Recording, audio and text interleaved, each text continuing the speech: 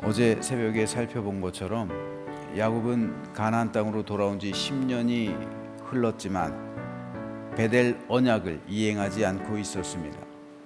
그래서 하나님은 디나 사건과 세겜 주민을 학살한 그 사건을 통해서 야곱의 삶을 흔드셨고, 야곱으로 하여금 베델로 가서 서원한 것을 이행할 것을 명령하셨습니다. 그래서 야곱은 베델을 향해서 떠나가게 되는데, 여기서 야곱은 한 가지 중요한 결단을 하게 됩니다. 그것이 오늘 본문 4절과 5절에 기록되어 있는데, 그들이 자기 손에 있는 모든 이방 신상들과 자기 귀에 있는 귀고리들을 야곱에게 주는지라 야곱이 그것들을 세겜 근처 상수리 나무 아래에 묻고 그들이 떠났으나 하나님이 그 사면 고울들로 크게 두려워하게 하셨으므로 야곱의 아들들을 추격하는 자가 없었더라. 자, 여기서 야곱이 떠나가면서 했던 행동은 그들이 가지고 있었던 모든 이방신들, 그리고 자기 귀에 있던 귀고리들, 그것들을 야곱이 상수리 나무 아래 묻어버렸다는 거예요. 그리고 떠났다는 겁니다.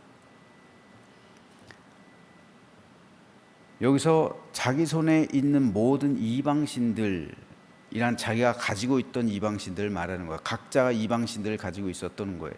야곱의 식구들이요. 그 신상들이 바로 드라빔을 말합니다. 드라빔의 역할은 크게 두 가지였어요. 첫째는 가정을 지켜주는 수호신으로서의 역할, 둘째는 장자의 권리를 증명해 주는 것이었어요. 왜 라헬이 아버지 라반의 드라빔들을 훔쳤을까요? 그것은 자기들이 가는 길을 드라빔이 지켜주고 보호해 주기를 바라는 마음에서입니다. 즉 그 집의 수호신을 훔쳐낸 거예요. 둘째로 드라빔은 장자의 권리를 증명하는 것이었기 때문에 이후에 라반이 죽으면 야곱이 장자의 권리를 주장할 수 있게 하기 위해서예요. 따라서 라헬이 아버지 라반의 드라빔을 훔쳐낸 것은 단순하게 수호신을 훔친 게 아니라 장자의 권리를 훔친 겁니다. 그래서 라반은 7일 길을 뒤쫓아온 거예요. 단순하게 수호신이었다면 라반이 뒤쫓아오지는 않았을 겁니다. 근데 장자의 권리를 훔쳐냈잖아요. 그러니까 라반이 7일 길을 이를 부득부득 갈면서 뒤쫓아온 거예요. 이에 대한 기록이 놀랍게도 누지 문서에 남아 있어요. 그 문서에선 야곱과 라반의 이름이 다르게 기록되어 있지만 알기 쉽게 의역해서 한번 보겠습니다. 이는 라반의 아들 입양 문서다. 라반은 이삭의 아들인 야곱을 입양했다. 라반이 죽을 때 야곱은 그의 상속자가 될 것이다. 만약 라반이 아들을 낳으면 그는 야곱과 공평하게 나눌 것이나 라반의 친아들이 라반의 드라빔들을 취하게 될 것이다. 그러나 만약 이후에도 라반에게 아들이 없으면 야곱이 라반의 드라빔들을 취하게 될 것이다. 또한 라반은 딸 라헬을 야곱의 아내로 주었다. 만약 야곱이 다른 아내를 취하면 그는 라반의 땅과 집을 소유할 수 없을 것이다. 이 내용이 누지에서 발견된 문서에서 기록되어 있는데, 이 문서에 따르면 야곱은 아들이 없었던 이 라반의 양자로 입양됩니다. 즉 양자 겸 사위가 된 거예요. 그러나 후에 라반에게 아들이 생기게 되죠. 그러자 라반은 의도적으로 야곱을 멀리하고 밀어내고 학대하기 시작했다는 거예요. 그래서 야곱이 라반을 떠나게 됐다는 겁니다. 장자의 권리를 지녔다가 하루아침에 찬밥 신세가 됐다는 거예요. 이런 상황이 억울했던 라헬은 아버지 라반의 드라빔을 훔쳤다는 겁니다. 후에 아버지 라반이 죽었을 때 야곱이 라반의 장자라는 것을 증명하기 위해서라는 겁니다. 야곱이 라반의 양자가 되었다는 것은 유대 역사가 요세푸스도 기록하고 있어요. 바울과 동시대 사람이에요. 따라서 이것은 상당히 신빙성이 높은 이야기입니다. 즉 라헬은 그 남편 야곱이 아버지 라반에게 20년 동안 이용당한 것에 대해 분개하고 있는 거예요. 그래서 드라빔을 가져감으로 정당한 장자의 권리를 행사하려 했던 겁니다. 즉 야곱이 입양되었지만 엄연히 장자의 권리가 있다라고 라헬은 생각했기 때문이라는 겁니다. 그래서 라반이 죽었을 때 야곱이 제1의 상속자가 되게 하려 했다는 거예요. 그러므로 나중에 야곱도 알았겠죠. 이 사실을 알았겠죠. 그런데 왜 야곱이 세겜에서 10년 동안 있었을까? 이 사실에 대한 하나의 실마리가 되는 거예요. 야곱은 그때까지 주저주저했던 거예요. 라반이 죽으면 돌아갈 수도 있다. 가나안 땅에 완전히 정착할지 아니면 다시 밧단아람으로 돌아갈지 아직은 모르는 거예요. 그런데 디나의 사건이 이 모든 것을 뒤집어 버린 거예요. 그래서 이삭에게로 가지도 않아요. 가나안 땅으로 돌아왔는데도 이삭에게 가지 않아요. 아버지에게. 그렇죠? 상식적이지가 않잖아요. 형하고는 화해를 했지만 아버지에게 안 가요. 이삭이 그냥 세겜에 있어요. 그런데 이 디나의 사건이 모든 것을 다 뒤집어 버려요. 그래서 하나님께서 나타나셔서 베델로 가라 말씀하시죠. 그래서 베델로 떠나가는 거예요. 세겜을 버리고 베델로 갑니다. 베델로 간다는 의미, 가기 전에 야곱은 그 모든 드라빔들을 묻어버려요. 묻어버린다는 것은 어떤 의미가 있습니까? 밧단 아람으로 더 이상 돌아가지 않겠다라는 거예요. 이 라반의 제1의 상속자의 권리를 포기하겠다는 거예요. 그러니까 드라빔들이 필요 없죠. 그리고 영적으로 보면 드라빔은 수호신이잖아요. 더 이상 이방 신상들을 지니지 않겠다는 거예요. 하나님을 나의 하나님으로 섬기겠다는 거예요. 어쩌면 야곱이 베델로 안 올라간 이유 가운데 하나가 그거예요. 베델로 올라가면 하나님을 나의 하나님으로 섬겨야 되잖아요. 이게 자신이 떠나올 때 했던 서원이잖아요. 근데 지금 자기는 드라빔을 가지고 있잖아요. 아직 야곱과 그의 가족은 하나님을 완전히 섬기는 게 아니에요. 드라빔을 가지고 있으니까요. 자신들의 수호신이 있으니까요. 하나님이 수호신이 아니라 드라빔이 수호신이잖아요. 그래서 그 모든 것을 묻어버리는 거예요. 그러니까 우리는 하나님만을 섬길 것이다 라는 결단, 우리는 이제 밧단아람으로 돌아가지 않을 것이다 라는 결단, 우리는 제1의 상속자로서의 권리를 포기하겠다 라는 결단, 이거예요. 이 결단이 굉장히 중요한 거죠. 내가 오직 하나님만을 섬기겠습니다. 그렇죠? 하나님께서 아브라함과 이삭과 야곱에게 흘러가는 그 언약을 체결하기 위해서는 하나님만을 섬겨야죠. 밧단아람으로 돌아가지 않겠습니다. 하나님께서 주신 땅은 밧단아람이 아니라 가나안이잖아요. 그렇죠? 우리가 온전히 하나님만 섬기겠습니다. 그렇죠? 하나님만 섬겨야죠. 그래서 야곱은 베델로 떠나가면서 이 모든 것을 묻어버린 겁니다. 자신의 최후의 보루가 그때까지 야곱에게 있어서는 드라빔이었던 거예요.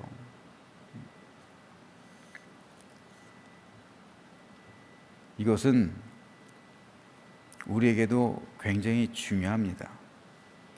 하나님께서는 이 야곱의 결단을 굉장히 기뻐하셨는데 오늘 본문 9절에 보면요, 야곱이 밧단 아람에서 돌아오매 하나님이 다시 야곱에게 나타나서 그에게 복을 주셨다 기록하고 있어요. 자, 야곱이 밧단 아람에서 돌아왔다. 야곱이 밧단 아람에서 돌아온 건 벌써 10년 전이에요. 그렇잖아요. 그런데 하나님께서는 야곱이 밧단 아람에서 언제 돌아왔다고 선언하십니까? 베델로 왔을 때 선언하시는 거예요. 10년 동안은 야곱이 가나안 땅에 살고는 있었지만 돌아온 게 아니에요. 그거는 주저주저한 거예요.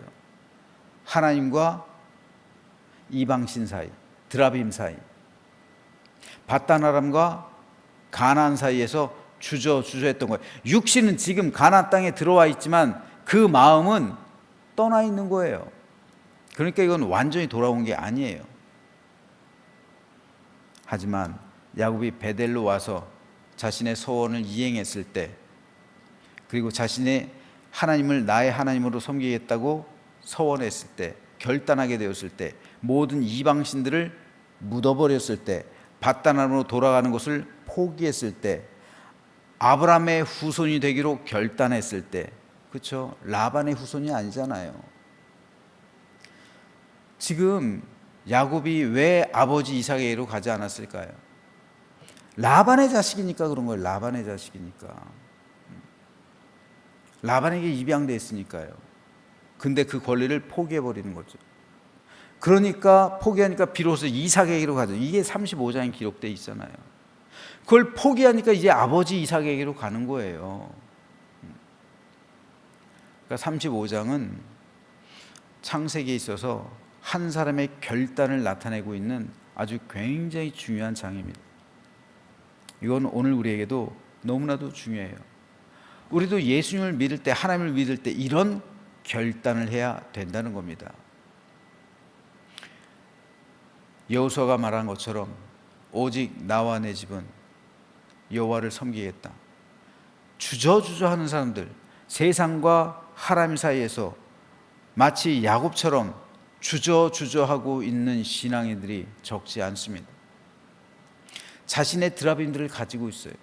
나의 최후의 보루가 하나님이 아닐 때가 많이 있단 말입니다.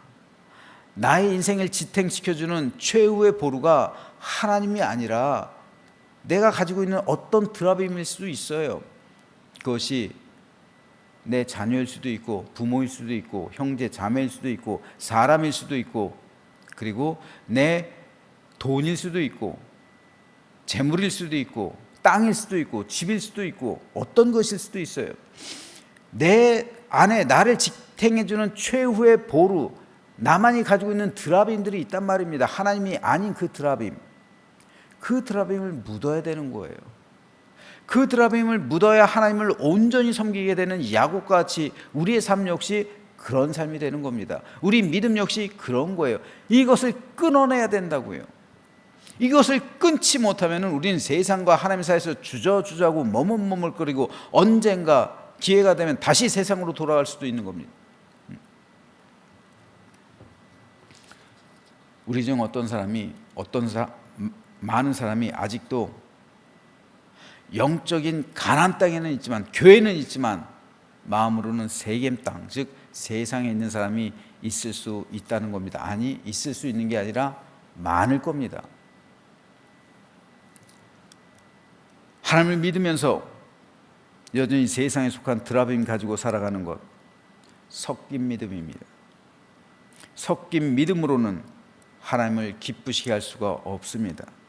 하나님은 그것을 상수리나무 아래에 묻은 야곱처럼 오늘 우리에게도 원하시는 거예요. 그래야 베델에서의 하나님을 만나는 것이고 이가 돌아왔다라는 선언을 하시는 거예요. 우리도 예수 그리스도의 십자가에 내 모든 세상적인 것 다 묻어버려야 됩니다. 예수 그리스도의 십자가에서 내 모든 세상에 속한 욕망과 세상에 속한 열정과 세상에 속한 모든 탐욕, 이 모든 것을 끝장내버려야 돼요. 이것을 끝장내지 않으면 우리는 하나님의 은혜를 받을 수가 없는 거예요. 하나님께서 돌아왔다 선언하실 수가 없는 겁니다. 하나님께서 말씀하시는 우상 숭배는 다른 게 아니에요. 꼭 어떤 다른 종교를 믿어야 그게 우상 숭배가 아니에요. 하나님을 믿는다 하지만 야곱같이 내 마음속에 드라빔을 갖고 있는 것, 그것도 우상숭배예요. 그것도 하나님께서 기뻐하실 수 없어요. 그런 삶도 구원에 이를 수가 없는 거예요. 똑같은 거예요. 구원 못 받는 건 똑같은 거예요. 십자가에서 예수님 만나지 못한 것 똑같은 거예요.